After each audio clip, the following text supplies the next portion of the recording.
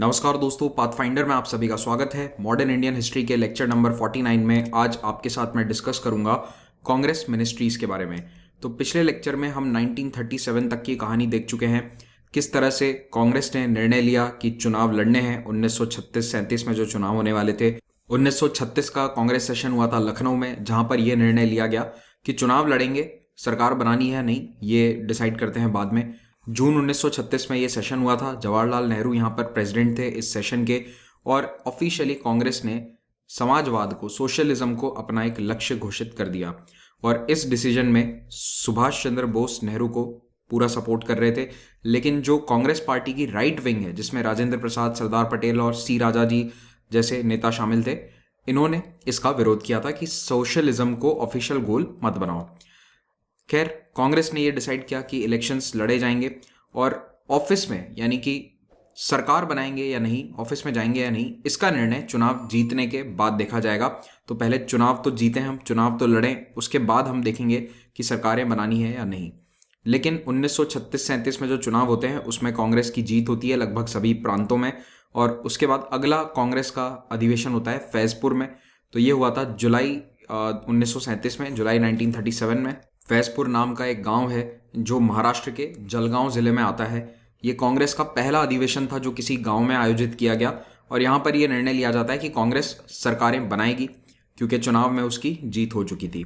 अब आगे बढ़े उससे पहले आपको बताना चाहता हूँ कि अनअकैडमी ऐप पर आप मुझे इस आईडी पर फॉलो ज़रूर करें, ताकि वहाँ पर जो मैं MCQ की सीरीज़ लेता हूँ, एक रेगुलर सीरीज़ चलती है वहाँ पर, उसको आप देख सकेंगे, उसके नोटिफिकेशंस आपको प्राप्त होंगे अगर आपने मुझे वहाँ पर फॉलो कर रखा है।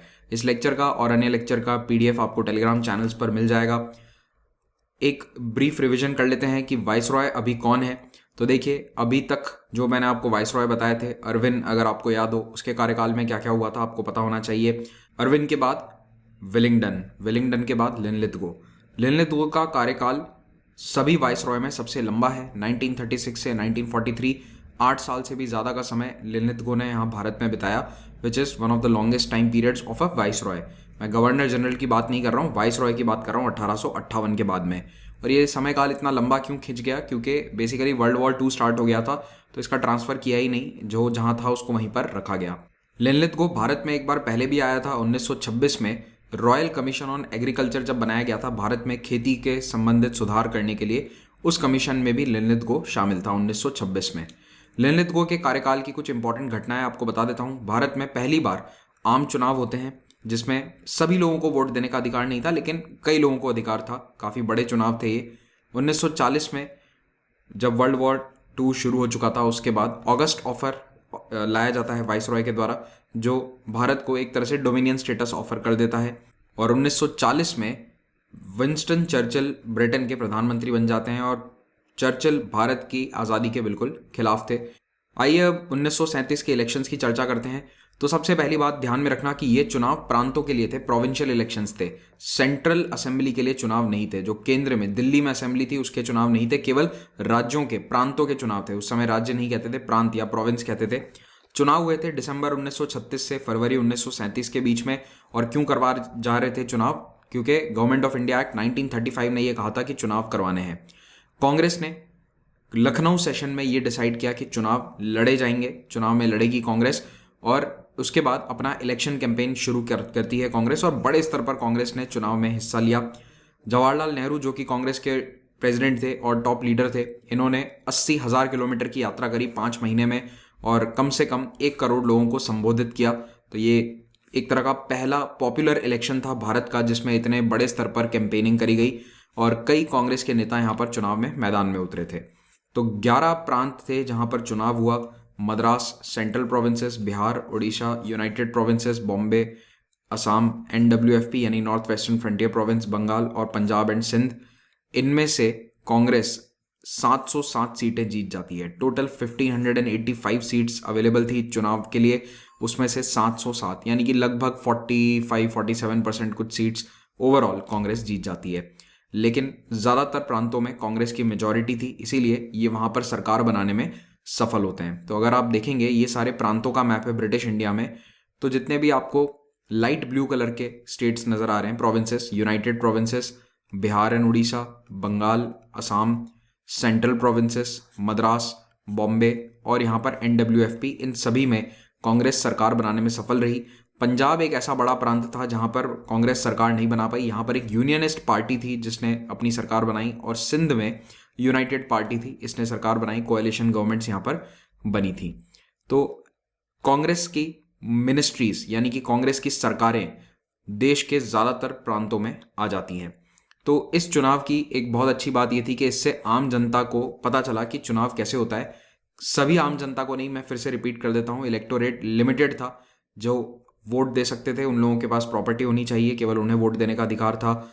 उसके अलावा और भी कई सारी टर्म्स एंड कंडीशंस थी, लेकिन फिर भी इलेक्टोरेट को एक्सपांड किया गया था 1935 के एक्ट के कारण। एक बात याद रखिएगा कि गांधी जी इस चुनाव में एक्टिवली हिस्सा नहीं ले रहे थे, वो कांग्रेस से रिटायर हो चुके थे। उन्होंने वर्धा में जो अपना आश्रम बनाया था उसी में वो पूरी तरह से बिजी थे, लेकिन फिर भी सामाजिक कार्यों में इतने ज़्यादा वो एक्टिव थे और देश भर में आते जाते भी रहते थे, तो लोगों के दिल में और दिमाग में ज़रूर गांधी जी की एक इमेज हमेशा बनी रहती थी और वो पॉपुलर नेता अभी भी थे। इन राज्यों को छोड़कर कांग्रेस की सभी जगह एब्सोल्यूट मेजॉरिटी थी, पूर्ण बहुमत था। केवल बंगाल, असम, NWFP, पंजाब और सिंध में कांग्रेस का पूर्ण बहुमत नहीं आता है, लेकिन यहाँ पर भी कांग्रेस कई जगह NWFP में, असम में, बंगाल में सरकारें बनाने में सफल रहती है दूसरे कोएलिशन पार्टनर्स के माध्यम से। लेकिन एक तो पंजाब में ये सरकार नहीं बना पाते, सिंध में नहीं बना पाते, ये दो बड़े प्रांत हैं जहाँ पर इनकी सरकार नहीं बनती है। लेकिन बंगाल, असम और NWFP में कांग्रेस सबसे बड़ी पार्टी थी। इस चुनाव में ऑल इंडिया मुस्लिम लीग ने भी बढ़ चढ़कर हिस्सा लिया था, लेकिन वो कहीं पर भी अपनी सरकार बनाने में सफल नहीं रही। अब ऑल इंडिया मुस्लिम लीग अपने आप को कहती थी कि मुस्लिम्स की पार्टी है। पंजाब में और बंगाल में मुस्लिम्स की संख्या अच्छी खासी थी, लेकिन इन दोनों ही राज्यों में मुस्लिम लीग को सरकार बनाने का मौका नहीं मिला, यहाँ पर इन्हें मेजॉरिटी नहीं मिल पाई। अब याद रखिएगा कि मुस्लिम लीग अभी तक पाकिस्तान देश की डिमांड नहीं कर रही थी।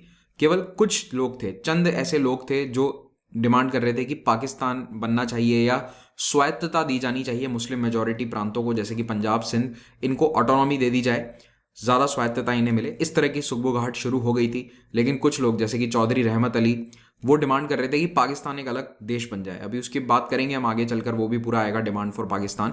ऑफिशियली पाकिस्तान की डिमांड मुस्लिम लीग ने 1940 में करी थी, और उसके पीछे एक बहुत बड़ा रीज़न था कि 1937 के चुनाव में उनकी हार हो गई थी। तो जब 1937 के इलेक्शंस में ये सभी जगह हार गए, तो जिन्ना और मुस्लिम लीग के अन्य लीडर्स को ये लगता है कि अगर इस तरह से डेमोक्रेसी चलती रही तो हम तो कभी पावर में आ ही नहीं पाएंगे।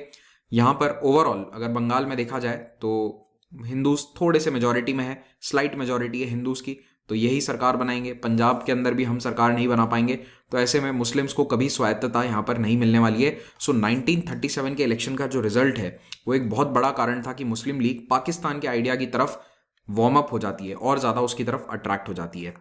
याद रखिए कि 1935 के कानून के तहत सभी को फ्रेंचाइज यानी कि वोटिंग अधिकार नहीं मिला था। So there was no universal adult franchise, it was limited adult franchise. बहुत सारे लिमिटेशन थे, प्रॉपर्टी होनी ज़रूरी है, क्वालिफिकेशंस, पढ़ाई लिखाई, डिग्री होनी ज़रूरी है, लैंड ओनरशिप, ज़मीन के मालिक होना ज़रूरी है आपको। इस तरह के बहुत सारे रूल्स एंड रेगुलेशन थे। तो कुल मिलाकर ज़्यादातर अमीर लोग जो हैं वही वोट दे सकते थे। लैंड होल्डर जिनके पास ज़मीनें हैं, अमीर किसान हैं रूरल एरियाज़ में, वही वोट दे सकते थे, और उन्हीं के लिए डोमिनेंट जो पार्टीज़ थी वो चुनाव जीत जाती हैं। जैसे कि पंजाब में यूनियनिस्ट पार्टी है, तो वो मोस्टली अमीर किसानों की या फिर जो लैंड होल्डिंग ज़मींदार थे उन्हीं की पार्टी थी, तो वो वहाँ पर चुनाव जीत जाती है। जो डिप्रेस्ड क्लासेस हैं, महिलाएं हैं, इनको वोटिंग का यहाँ पर कोई अधिकार नहीं था। अब देखिए, कांग्रेस कई राज्यों के अंदर मेजॉरिटी लेकर आ जाती है, तो कांग्रेस ने लेकिन ये नहीं कहा था कि वो सरकार बनाएंगे या नहीं, क्योंकि याद करो मेरे पिछले लेक्चर्स को, मैंने आपको बताया था कि कांग्रेस में जवाहरलाल नेहरू जैसे नेताओं का ये कहना था कि सरकार बनानी ही नहीं चाहिए और हमें तो स्ट्रगल करना चाहिए जब तक आज़ादी नहीं मिल जाती। लेकिन अब जब शानदार जीत मिली इन्हें कई प्रांतों में, तो इन्होंने तय किया कि सरकार बनाएंगे। तो कांग्रेस अपनी मिनिस्ट्रीज़ बनाती है और इन्हें कहा जाता है कांग्रेस मिनिस्ट्रीज़, जो 1937 से 1939 तक चलेंगी।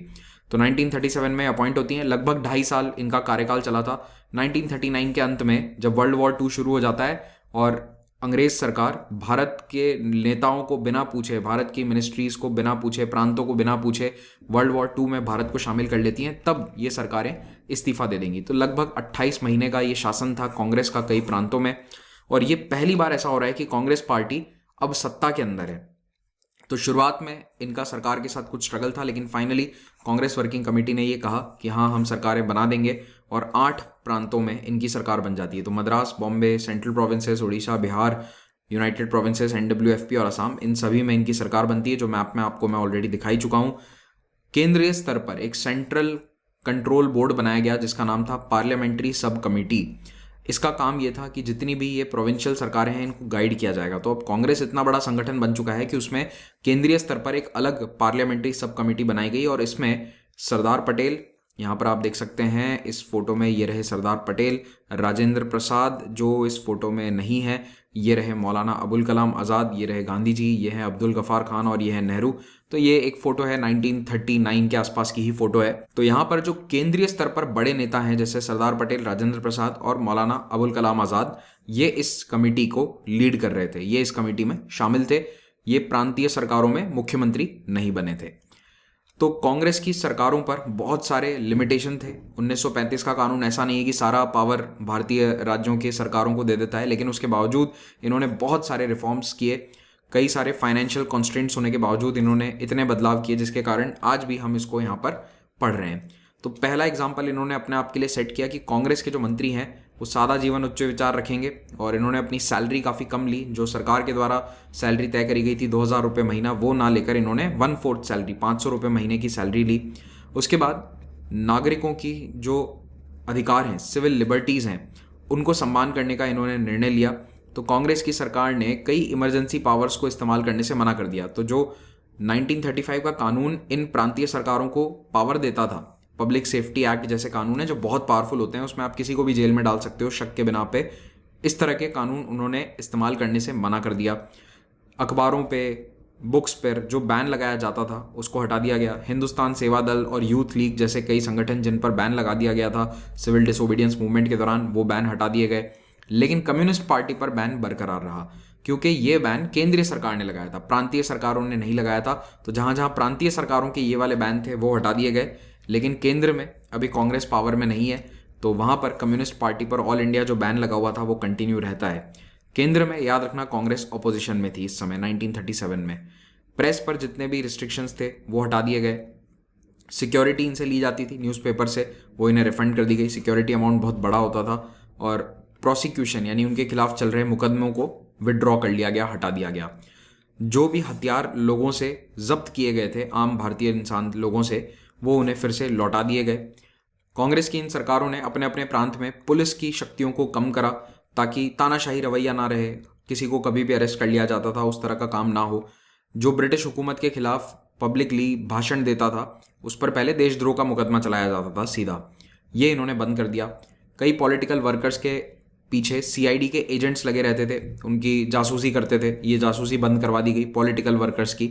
कांग्रेस की सरकारों ने जेल में बंद राजनीतिक बंदियों को रिहा किया, और जिनको सजाए काला पानी जैसी सजा होने वाली थी, डिपोर्ट किया जाना था दूसरे अंडमान निकोबार जैसी जेल्स में, सेल्युलर जेल में, वो सब इन्होंने कैंसिल कर दिया।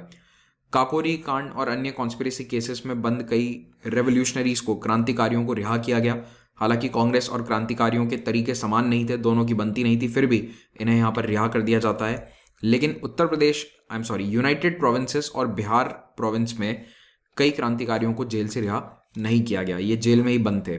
तो इन्होंने भूख हड़ताल कर दी। इन्होंने देखा कि दूसरे राज्यों में तो रिहा कर रही है कांग्रेस, लेकिन यहाँ पर रिहा नहीं कर रही है। यहाँ पर प्रॉब्लम ये थी कि कांग्रेस की मिनिस्ट्री रिहा करवाना चाहती थी, लेकिन यूपी यानी यूनाइटेड प्रोविंसेस के गवर्नर ने हस्ताक्षर करने से मना कर दिया था। उन्होंने कहा कि ये क्रांतिकारियों को तो हम बिल्कुल भी जेल से रिहा नहीं करेंगे।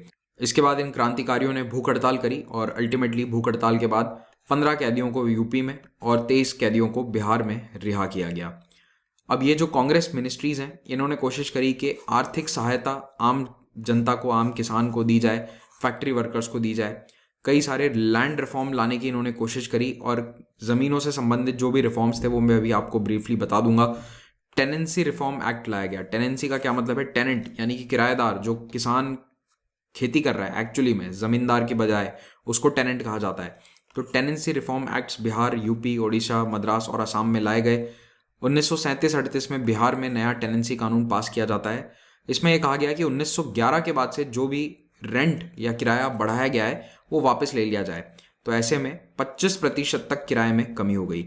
इस कानून में ये भी कहा गया था कि ज़मीन का किराया किसान की तरफ से जो दिया जाता है वो तब भी कम होगा जब मिट्टी की क्वालिटी अच्छी नहीं है या फिर इरिगेशन के संसाधन नहीं है, जल के संसाधन वहाँ पर उपलब्ध नहीं करवाए जा रहे लैंडलॉर्ड के द्वारा, ज़मींदार के द्वारा।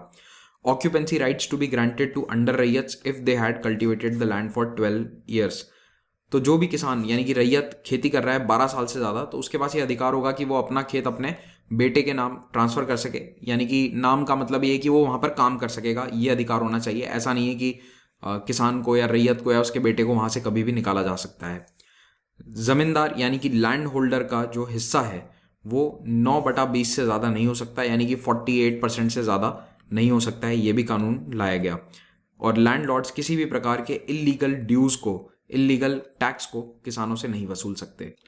1938 में उड़ीसा में भी टेनेंसी कानून लाया जाता है। इसके तहत ज़मीन एक पीढ़ी से दूसरी पीढ़ी में ट्रांसफ़र करी जा सकती है बिना किसी एक्स्ट्रा पैसे दिए। दूसरी जगहों पर ट्रांसफ़र करी जा सकती थी, लेकिन उसके लिए एक 2% के आसपास का टैक्स देना पड़ता था। उसके बाद जो इंटरेस्ट होता है, ब्याज होता है, उसको कम कर दिया गया। 12.5 से 6% का ब्याज कर दिया अगर किसी का ऋण बाकी है तो ऋण पर जो ब्याज है उसमें कमी लाई गई। मद्रास प्रोविंस के अंदर टी प्रकाशम कमेटी की स्थापना करी जाती है। बहुत इंपॉर्टेंट है, इसका नाम याद रखना।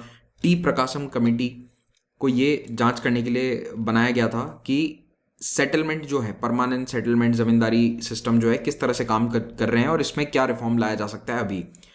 तो इसमें इन्होंने ये बताया कि जो रैयत है वो ज़मीन का मालिक हो, ऐसा आप सिस्टम करिए। और रैयतवारी सिस्टम के लागू होने से पहले का जो किराया था, 1802 के लेवल का जो रेंट था, वो फिर से लाया जाना चाहिए। ये टी प्रकाशम कमेटी के सुझाव थे। अक्टूबर 1939 में यूनाइटेड प्रोविंसेस में भी टेनेंसी कानून पास किया जाता है। याद रखना कि इसके जस्ट बाद में ये सरकारें गिर जाती है, लेकिन यूनाइटेड प्रोविंसेस में ये कानून ले आए थे। इस कानून के तहत आगरा और अवध में जो भी स्टैट्यूटरी टेनेंट्स हैं, यानी कि जिनका नाम है सरकारी रिकॉर्ड में, उनके पास ये अधिकार होगा कि वो अपने बच्चों के नाम ये खेत कर सके। तो चाहे ज़मींदार कोई और है, लेकिन खेती वहाँ पर वही परिवार करेगा, उसी का बच्चा करेगा। इससे थोड़ी सी सिक्योरिटी मिल जाती है। तो ज़मींदार किसी को भी निकाल नहीं सकता और ऑक्यूपेंसी के अंदर किसी और को नहीं ला सकता। जो भी किसानी कर रहा है उसके खेत पर, उसी का बच्चा वहाँ पर अगला रैयत या फिर अगला किसान बनेगा। जो भी रेंट है हेरिडिटरी टेनेंट्स का, वो 10 साल के बाद ही बदला जा सकता है, यानी कि 10 साल तक किराए में, ज़मीन के किराए में कोई बदलाव नहीं हो सकता। ज़मींदारों के जो अधिकार हैं किराया बढ़ाने के, उस पर लगाम कस दी गई, उस पर रिस्ट्रिक्शंस लगा दिए गए। Tenant could no longer be imprisoned for non payment of rent. अगर कोई ज़मीन का किराया, किसानी का किराया नहीं देता है तो उसको जेल में नहीं डाला जा सकता। इलीगल एक्सट्रैक्शन, तो कई बार ज़मींदार किसानों से नजराना लेते थे। नजराना शादी ब्याह में लिया जाता था, ये एक प्रकार का गिफ्ट है। तो ये फोर्स्ड गिफ्ट नहीं लिया जा सकेगा और बेगार नहीं होगा। बेगार का मतलब है कि ऐसा काम जिसका कोई पैसा नहीं मिलता है, तो ये बेगार वाला काम अबॉलिश कर दिया गया इस टेनेंसी एक्ट यूनाइटेड प्रोविंसेस के द्वारा। कांग्रेस की जो मिनिस्ट्रीज़ हैं, इन्होंने कई सारे एग्रीकल्चर रिफॉर्म करने की कोशिश करी, लेकिन बड़े स्तर पर, राष्ट्रीय स्तर पर ये रिफॉर्म नहीं कर पाए, क्योंकि केंद्र में इनकी सरकार नहीं थी, इनके प्रांत में सरकार हुआ करती थी। तो जो भी प्रांतीय सरकार के पास शक्तियां थी 1935 के कानून के अनुसार, उसका इस्तेमाल करते हुए इन्होंने अपना मैक्सिमम किया इस समय किसानों के लिए। यूपी और असम को छोड़कर प्रोविंशियल कांग्रेस गवर्नमेंट जो है, इन्होंने कई प्रकार के स्ट्रिक्ट डेटर्स रिलीफ एक्ट भी पास किए। डेटर रिलीफ का क्या मतलब है कि जिसने उधार ले रखा है उसको थोड़ी सी रिलीफ देने के लिए, उसको सहयोग करने के लिए सरकार ने कानून पास किया, इन सरकारों ने। तो यूपी और असम में ये पास नहीं हुए थे, बाकी लगभग सभी जगह डेटर्स रिलीफ एक्ट पास किए गए थे। डेटर का मतलब है जिसने ऋण ले रखा है। तो इसके तहत जो सूदखोर थे, मनी लेंडर्स थे, उनके बिजनेस पर इम्पैक्ट आया। तो इनके बिजनेस को अब रेगुलेट किया जा रहा है, जो सूद पर पैसा देते हैं। अभी तक ये जितने भी ज़मीन से संबंधित कानून आए थे, इनका विरोध केवल ज़मींदार कर रहे थे, लेकिन इस डेटर रिलीफ एक्ट का विरोध ज़मींदार ने भी किया और साथ ही साथ जो अर्बन इकोनॉमी थी जिसमें वकील भी शामिल थे, इन्होंने भी किया।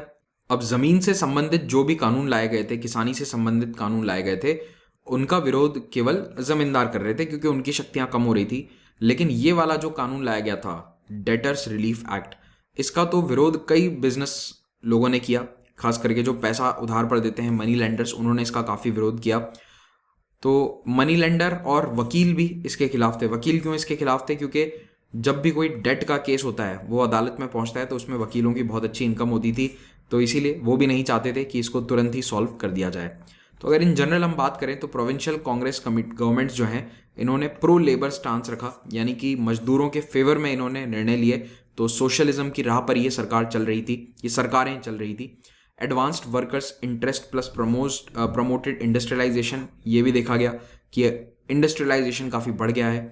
State away from strikes as much as possible, जो बड़ी बड़ी हड़ताल हैं उनसे दूर रहे, और अगर कहीं हड़ताल हो भी गई तो मजदूरों और फैक्ट्री ओनर्स के बीच में मध्यस्थता करने की कांग्रेस की इन मंत्रियों ने कोशिश हमेशा करी।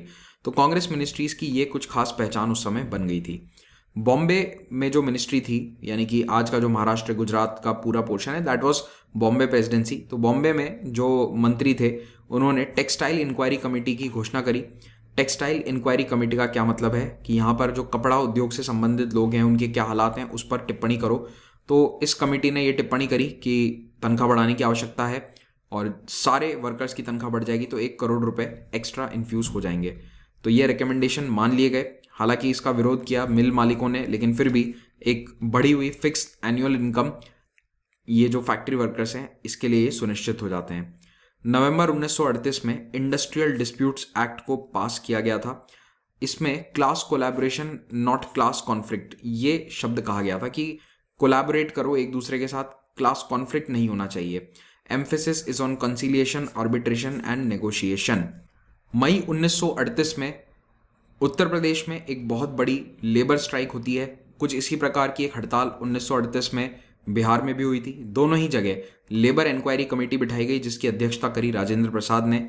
इस कमेटी ने सुझाव दिया कि तनख्वाह को बढ़ाया जाए, arbitration board, recruitment of labour for all mills be by an independent board, maternity benefit for women workers. तो इस तरह की सुविधाएं इन्हें दी जाएंगी वर्कर्स को, तभी ये लौट कर आएंगे। और मजदूर सभा, जो कि एक लेफ्ट डोमिनेटेड संगठन था, उसे मान्यता देने का सुझाव दिया गया था यहाँ पर। इसी प्रकार की लेबर इंक्वायरी कमेटी जो राजेंद्र प्रसाद ही हेड कर रहे थे, ये बिहार में भी बनी थी और उत्तर प्रदेश में भी बनी थी। लेकिन यहाँ पर राजेंद्र प्रसाद ने यह भी कहा कि ट्रेड यूनियन को, संगठनों को मजबूत करना जरूरी है, लेबर कंडीशंस पर ध्यान देना जरूरी है, compulsory conciliation and arbitration efforts. किसानी से संबंधित कानूनों के अलावा भी कांग्रेस की मिनिस्ट्रीज ने कई अलग अलग समाज सुधार के कार्यक्रम चलाने की कोशिश करी, जैसे कि अल्कोहल को बंद कर दिया गया कई एरियाज में, प्रोहिबिशन की शुरुआत हो जाती है यहाँ से। प्राइमरी, टेक्निकल और उच्च शिक्षा, इन तीनों पर बच्चों का फोकस ज़्यादा है। पब्लिक हेल्थ और सैनिटेशन के ऊपर भी फोकस है। प्रांत में जो बुजुर्ग या जो वयस्क पढ़े लिखे नहीं है, उनके लिए प्रौढ़ शिक्षा के लिए एक अलग से क्लास चलाई जाएगी। तो एडल्ट लिटरेसी ड्राइव। खादी को काफ़ी सपोर्ट किया, स्पिनिंग, विलेज इंडस्ट्री, लघु उद्योगों को काफ़ी सपोर्ट किया गया इन कांग्रेस मिनिस्ट्रीज के द्वारा। इंडिजिनस इंडस्ट्रियल एक्सपांशन, यानी कि घरेलू स्तर पर मशीन्स के अंदर तरक्की को रोकने के लिए जो बीच में प्रॉब्लम्स थी, उनको भी हटाया गया। और हरिजन और अनटचेबल्स के लिए भी कई सारे सामाजिक कार्यक्रम शुरू किए गए। टेम्पल एंट्री लॉ बनाए गए। टेम्पल एंट्री पर मैं एक स्पेशल क्लास ले चुका हूँ, प्लीज़ उसको ज़रूर देखिएगा। टेम्पल एंट्री का मतलब, पहले डिप्रेस क्लासेस को टेम्पल में, मंदिर में एंट्री नहीं होती थी। इस आंदोलन के बाद ये एंट्री शुरू हुई। Free access to public places, public sources of water, transport, hospital, education institute, hotels etcetera. फिर 1938 में एक बड़ा डेवलपमेंट ये होता है कि नेशनल प्लानिंग कमेटी की स्थापना करी जाती है। याद रखना, नेशनल प्लानिंग कमेटी की स्थापना करी गई थी जब कांग्रेस के अध्यक्ष थे सुभाष चंद्र बोस 1938 में। और ये किसके कहने पर इन्होंने कमेटी बनाई थी? मेघनाथ साहा के कहने पर। मेघनाथ साहा जो कि भारत के बहुत फेमस फिजिक्स के रिसर्चर हैं, इन्होंने ये कहा कि नेशनल प्लानिंग कमेटी बनाई जानी चाहिए जिसमें प्लानिंग का काम होगा। तो इस कमेटी को बनाया तो सुभाष चंद्र बोस ने था, लेकिन इसकी अध्यक्षता करी थी जवाहरलाल नेहरू ने। ये इंपॉर्टेंट पॉइंट है, इसको हाईलाइट कर लेना, स्टार मार्क कर लेना। नेशनल प्लानिंग कमेटी के पहले अध्यक्ष कौन थे? जवाहरलाल नेहरू। लेकिन बनाया किसने था? सुभाष चंद्र बोस ने, क्योंकि वो कांग्रेस के अध्यक्ष थे। फाइनली कांग्रेस की इन सरकारों से सभी लोग खुश नहीं थे, कई लोग काफ़ी नाराज थे। वो नाराज क्यों थे, उन पॉइंट्स को अभी हम डिस्कस कर लेते हैं। तो देखिए, कांग्रेस की सरकारों ने कई जगह पॉलिटिकल वर्कर्स पर क्रैकडाउन जारी रखा।